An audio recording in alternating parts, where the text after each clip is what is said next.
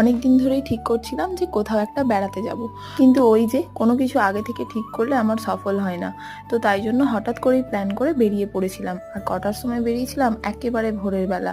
তো দাদা দিয়ে এসেছিল স্টেশন পর্যন্ত, তো ওখান থেকে ট্রেন ধরে একেবারে পৌঁছেছিলাম হাওড়া। আর হাওড়ায় আমরা সকাল 6:30টার মধ্যে পৌঁছে গিয়েছিলাম। যেহেতু আমাদের ট্রেন ছিল সকাল 8টায়, তো বসে বসে খাওয়া দাওয়া করছিলাম। তো তারপর হাওড়া কাটোয়া লোকাল ধরে আমরা পৌঁছে গিয়েছিলাম বিষ্ণুপ্রিয়া হল্টে। এবার বুঝতেই পেরে গেছো যে আমরা কোথায় যাচ্ছি। অবশেষে এতদিন পর আমরা সকলে মিলে যাচ্ছি মায়াপুর।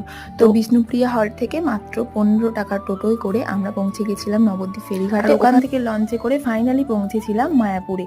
আর তারপর গিয়ে প্রথমেই আমরা রুমে চলে গেছিলাম। তো আর এই দেখো, আমাদের রুমের জানালা থেকে একদম ইস্কনটাকে খুব সামনাসামনি ভাবে দেখা যাচ্ছিল। রুমে গিয়েই না আমরা সাথে সাথে ঘুরতে বেরোতে পারিনি, যেহেতু এতটা পথ আমরা জার্নি করে গেছি। তো আমরা সকলেই অনেক ক্লান্ত ছিলাম। তো আমরা বিকেলে ঘুরতে বেরিয়েছিলাম। আজ এতটাই শেয়ার করলাম, দেখা হবে নেক্সট পার্টে।